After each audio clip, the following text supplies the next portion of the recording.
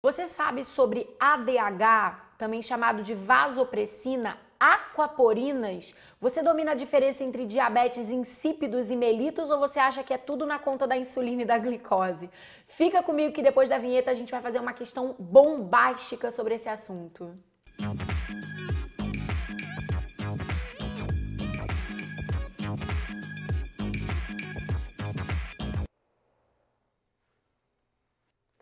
Fala galera, eu sou a professora Carol Braga e se hoje é quarta-feira, é dia de mais uma aula de biologia do Foco na UERJ. Afinal de contas, você não quer ser um futuro médico formado pela UERJ? Então vambora, que hoje tem uma questão lindíssima pra gente fazer. O assunto da aula de hoje é sobre o hormônio antidiurético chamado de ADH ou vasopressina. Você pensa que já sabe tudo sobre esse hormônio, não é, malandrão? Pois é, só que hoje, depois desse vídeo, você vai descobrir que tinha um monte de coisa que você ainda não sabia ou pensava que sabia. Pois é, e eu vou aproveitar o gancho de te ensinar sobre ADH para contextualizar com uma doença relacionada à deficiência desse hormônio, chamada de diabetes insípidos, que a maioria da galera faz uma confusão tremenda com a diabetes mellitus ou mellitus, que é a da glicose. Então vamos lá. A questão que eu escolhi para trazer hoje foi uma questão que caiu no exame discursivo da UERJ lá em 2017, uma questão linda, com gráfico. Vocês vinham me pedindo para fazer questão com gráfico, porque tem um medo do cacete de estudar gráfico, né? Então a gente vai fazer. Aliás, já que a questão com gráfico vale 3 likes e 72 corações hoje, né? Porque questão com gráfico tem mais valor. Então vamos nessa, já deixa o like aí. O diabetes insípidos, DI, que provoca sede excessiva, aumento da diurese e diluição da urina, pode se apresentar de duas formas. Vocês perceberam que em nenhum momento diabetes insípidos foi descrita como aumento de glicemia, distúrbio de insulina, receptor de insulina, porque de fato não tem nada a ver.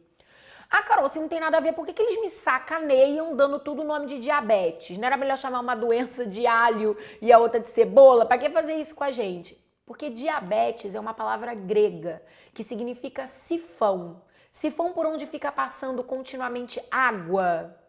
Exatamente esse é o ponto em comum entre a diabetes insípidos e a diabetes mellitus, a diurese excessiva, também chamada de poliúria. Só que as causas dessa diurese excessiva são completamente diferentes nas duas patologias. Na diabetes insípidos, o indivíduo tem uma incapacidade de concentrar urina, porque justamente vai envolver um distúrbio relacionado ao hormônio antidiurético, que a gente já vai esmiuçar melhor. Na diabetes mellitus, o aumento da produção de urina está relacionado à presença de glicose na urina, que é o que a gente chama de glicosúria. Vamos deixar isso por uma outra questão, mas eu precisava aqui do fundo do meu coração te explicar que apesar das palavras diabetes aparecerem nas duas doenças, não tem nada a ver uma com a outra em termos gerais. Só a poliúria é o ponto em comum, beleza? Bom, a questão diz que tem ADI central, que é causada pela deficiência no eixo hipotalâmico neurohipófise. Jesus, o que tem a ver eixo hipotalâmico neurohipofisário com diabetes insípidos, com ADH? Tudo a ver, gente. Já pode deixar anotado aí no post-it fluorescente. Quem produz esse hormônio chamado de ADH ou vasopressina? O hipotálamo. Muita gente equivocadamente acha que é a hipófise, mas não é. É o hipotálamo. O hipotálamo produz o ADH e envia para a neurohipófise, que também é chamada de hipófise posterior, que armazena esse hormônio e o secreta na corrente sanguínea em momentos estratégicos que a gente já vai discutir. E tem ADI nefrogênico, que é decorrente de problemas nos néfrons. O que seriam esses problemas nos néfrons? O lance é o seguinte, para um hormônio atuar, primeiro você precisa do hormônio e depois você precisa do receptor desse hormônio presente, responsivo nos órgãos-alvos. No caso do ADH, um dos principais órgãos-alvos localizam-se nos rins, nos néfrons, em regiões específicas dos túbulos renais. Então, no caso do paciente que tem DI nefrogênico, ele tem um defeito genético nos receptores de ADH dos néfrons. Então, mesmo que ele produza ou receba ADH, Se os receptores não funcionam, infelizmente a ação desse hormônio é inócua, tá? Bom, ele diz assim na questão: para a realização de um exame, 3 indivíduos, um saudável e 2 pacientes com DI, foram submetidos à privação de água por algumas horas. Em certo momento, com a osmolaridade do sangue elevada, os pacientes com DI receberam injeção de um medicamento análogo ao hormônio antidiurético. Analisou-se o volume de urina em função do aumento da osmolaridade de sangue nos indivíduos antes e depois da adição do medicamento. Observe os resultados no gráfico. Essa questão, ela já elabora bem a noção de que privação de água vai levar à liberação do hormônio antidiurético em pacientes saudáveis, né? A questão é o seguinte: logo depois de te dizer isso, que é algo que eu tenho certeza que todo mundo que minimamente já ouviu falar de ADH na vida tinha noção, que quando eu tô desidratada, quando eu tô há muito tempo sem beber água, eu vou ter que economizar na produção da minha urina, e o hormônio que vai mediar essa economia é o ADH. Isso eu acho que é bem basicão para todo mundo que tá me assistindo. A questão é que o gráfico e o texto contextualizam esse lance da desidratação, da privação de água com a osmolaridade do sangue. E esse é um conceito que a maioria dos alunos tem uma tremenda de uma dificuldade. Vamos olhar o gráfico aqui comigo. Eu tenho no eixo X a osmolaridade do sangue e eu tenho no eixo Y o volume de urina. No paciente saudável, que é a curva laranja, vocês estão conseguindo perceber que quanto maior é a osmolaridade do sangue, menor é o volume de urina. Concorda comigo? O que é osmolaridade ou pressão osmótica do sangue? É a concentração de solutos no sangue. Eu vou dar uma explicação tipo bem simples para te ajudar, tá? Pensa comigo assim, ó. Quando eu tô há bastante tempo sem beber água, água é o nosso solvente, né? Então, se eu tô há muito tempo sem beber água, tá faltando água no meu corpo, incluindo o meu sangue. Com menos água no sangue, menos solvente no sangue, o meu sangue fica mais concentrado. Em palavras técnicas, falando mais bonito, dizer que o meu sangue fica mais concentrado é a mesma coisa que te dizer que a pressão osmótica, que a osmolaridade do meu sangue tá alta. Então, quanto maior for a osmolaridade do meu sangue, mais desidratada eu me encontro, menos água no meu sangue eu tenho. É por esse motivo também que a gente associa muito a desidratação com a queda de pressão.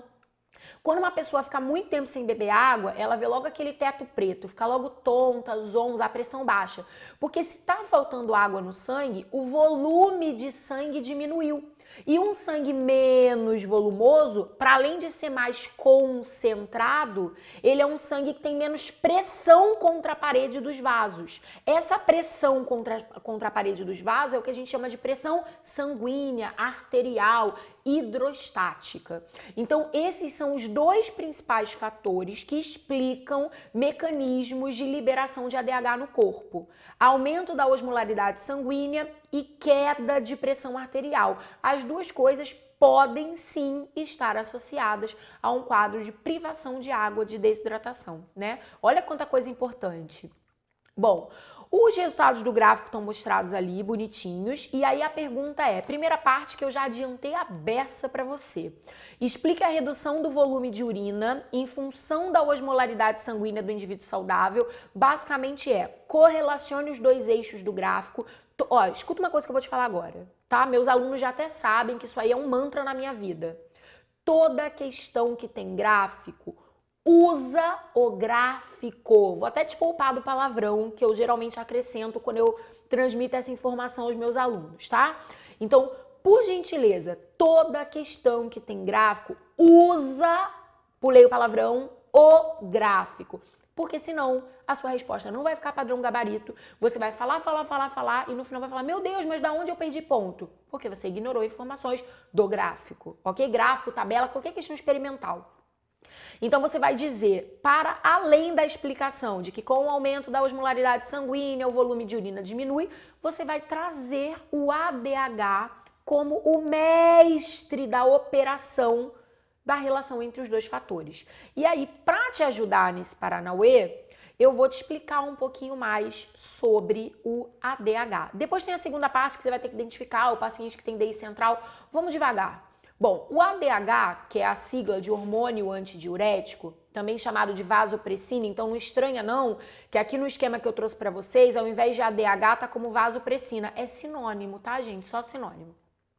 O que você já sabe sobre ele? O que eu já te ensinei aqui hoje sobre ele? Que o ADH é produzido pelo hipotálamo, é armazenado na neurohipófise, secretado na corrente sanguínea pela neurohipófise diante de condições como aumento da osmolaridade sanguínea, queda de pressão arterial, certo? Muito bem. O ADH, ele é um hormônio hidrossolúvel. Ele vai se ligar a receptores presentes na membrana plasmática das células-alvo. No caso dos rins, essas células-alvo do ADH, da vasopressina, se localizam em regiões específicas dos néfrons, túbulo contorcido ou contornado distal e túbulo ou ducto coletor. É bem importante que você saiba isso. Vai parecer uma coisa super decoreba, tipo, nossa, essa mulher é maluca. Eu vou ficar decorando em que região do néfron ADH atua. Vai, sabe por quê? Porque isso já caiu, inclusive, no vestibular da UERJ. Isso cai no vestibular recorrentemente, então tem que saber reconhecer quais as regiões do néfron onde atua o ADH. Tem que saber na pontinha da língua. Túbulo distal, túbulo ou ducto coletor. Ah, antes que você me venha aí com a sua... vou te poupar de uma pergunta, que eu tenho certeza que se eu não comentasse agora, ela ia pipocar nos comentários. Ah, Carol, mas a alça néfrica, também chamada de alça de Henle, ela também não intensamente reabsorve água, então a ADH também não age ali? Não, a ADH não age ali, tá? Se você tiver mais dúvidas, quiser entender um pouco melhor sobre isso, deixa nos comentários que eu vou ter o maior prazer de esclarecer pra você, mas agora eu vou deixar a sua cabeça dar uma estourada. Só tô te adiantando que não tem receptor para ADH na região da alça néfrica. Show? Beleza. O que o ADH vai fazer? O ADH vai se ligar a esse receptor nessas células e vai promover através de um sistema de sinalização celular que envolve AMP cíclico, dane-se, isso não vai cair nesse nível de profundidade. E o mais importante, sob a ação do ADH, proteínas que atuam como canais de água, chamadas de aquaporinas, vão ser translocadas de vesículas citoplasmáticas para a membrana plasmática dessas células. Na membrana plasmática, embora o esquema não esteja contemplando isso, já existem algumas aquaporinas aqui. Então, a primeira ação do ADH é promover a abertura das aquaporinas já presentes na membrana das células renais. E a segunda ação é aumentar a translocação. O que é translocar? É movimentar. É a ida dessas novas aquaporinas para a membrana. Como aquaporinas são canais de água, quanto mais aquaporinas abertas essa célula renal tiver, mais permeável ela se torna a absorver água em direção ao sangue, que é o processo fisiológico chamado de reabsorção renal de água. Por isso que, em resumo, toda vez que a gente quer simplificar o papel do ADH na formação da urina, nos rins a gente diz que o ADH aumenta a reabsorção renal de água, trazendo mais água da urina em formação para o sangue. E por que essa ação é justamente interessante diante daquelas duas causas de liberação do ADH? Aumento da osmolaridade sanguínea, queda de pressão arterial. Vindo mais água para o sangue, lembra que a água é solvente, ele vai diluir os solutos que estavam super concentrados no sangue. E aí a osmolaridade que estava aqui em cima, ó, minha mão até sumiu, de tão em cima. Aqui em cima vai dar uma diminuída, né? Assim como trazendo mais água para o sangue, o volume do sangue vai aumentar. E aí meu teto preto vai clareando, minha pressão arterial vai se normalizando. Quero te dar duas dicas extras. Duas dicas extras que ninguém te fala. Por que o ADH, Carol, também é chamado de vasopressina? Pensa no significado dessa palavra, vasopressina. Porque além dessas funções que eu acabei de explicar, o ADH também age em duas outras frentes. Ele promove vasoconstrição de arteríolas periféricas, vasoconstrição, então vasopressina. Ele vai fazer com que a musculatura lisa desses vasos se contraia. Como a minha pressão estava baixa quando o ADH foi liberado, a vasoconstrição é um mecanismo que também ajuda a fazer minha pressão dar uma leve subidinha. E a terceira ação do ADH é fazer com que as glândulas sudoríparas diminuam a produção de suor. e dessa forma a gente economize mais água no corpo. Afinal de contas, suar é uma forma de perda de água. E tudo que eu não posso fazer quando eu estou desidratada, quando minha pressão está baixa, é desperdiçar água no meu corpo. Então deixa isso aí anotado, porque certeza que assim, raramente você vai encontrar isso assim disponível em qualquer lugar. Então essas informações são bacanas. Bom, voltando aqui para nossa questão, a primeira parte já está praticamente feita, agora é só uma questão de botar no papel, né? Já expliquei tudo bonitinho do ADH para vocês. A segunda parte da questão era identificar o paciente que apresenta DI central. O que é o lance da DI central mesmo? DI central é aquela em que o indivíduo tem uma deficiência no eixo hipotalâmico neurohipofisário. Ou seja, quem tem DI central não produz ou não secreta ADH. Diferente de quem tem DI nefrogênico, que produz ADH, mas tem defeito nos receptores de ADH, ou seja, muito mais trampo tratar um paciente que tem DI nefrogênico do que DI central, porque quem tem DI central, basta você medicar com algo análogo ao ADH. Se você der o ADH para essa pessoa, resolveu o problema dela. E é justamente isso que eu quero que você use como raciocínio para descobrir que o paciente 1, que é o da curvinha rosa, é o DI central. Quando é administrado o medicamento nele, ou seja, quando você repõe o ADH que ele não produz ou que ele não secreta, olha aqui como é que a produção de urina dele diminui. Como ele é responsivo à ação do ADH e consegue concentrar a urina. Já o paciente da curva azul, que é o paciente 2, mesmo aplicando ADH, ele continua incapaz de concentrar a urina, porque ele tem um defeito nos receptores de ADH. Então não adianta dar ADH que você não resolve a vida dele. Vamos fazer a resposta? É chegada a hora? Então a primeira parte que é explicar a relação da redução do volume de urina em função da osmolaridade, só não pode esquecer de contextualizar com a ADH, tá? Então eu coloquei assim, o aumento da osmolaridade sanguínea induz a secreção de ADH, aumentando a reabsorção renal de água e reduzindo o volume de urina. Carol, eu poderia aprofundar falando tudo aquilo que você me ensinou, das aquaporinas, da translocação. Poder você pode, eu só quero que você lembre de uma coisa. Você tem 6 linhas para responder tudo que foi perguntado. E ainda falta a segunda parte, que além de identificar o paciente, você tem que justificar a sua escolha. Então não se empolga muito não. Esse é o tipo de feeling, é o tipo de parâmetro para você saber quando escrever mais e quando escrever menos. Se a linha acabar e você não tiver respondido todos os comandos, você pode ter falado da coisa mais bonita do mundo na primeira parte. Você não vai pontuar a questão inteira porque vai ter faltado linha para responder a próxima. Não posso responder no rascunho? Claro que não, né, cabeção? Então vamos lá, identifique o paciente com DI central, o paciente 1. E eu justifiquei dizendo que ao receber a medicação, ele conseguiu reduzir o volume de urina, mostrando que os seus néfrons são responsivos à ação do ADH.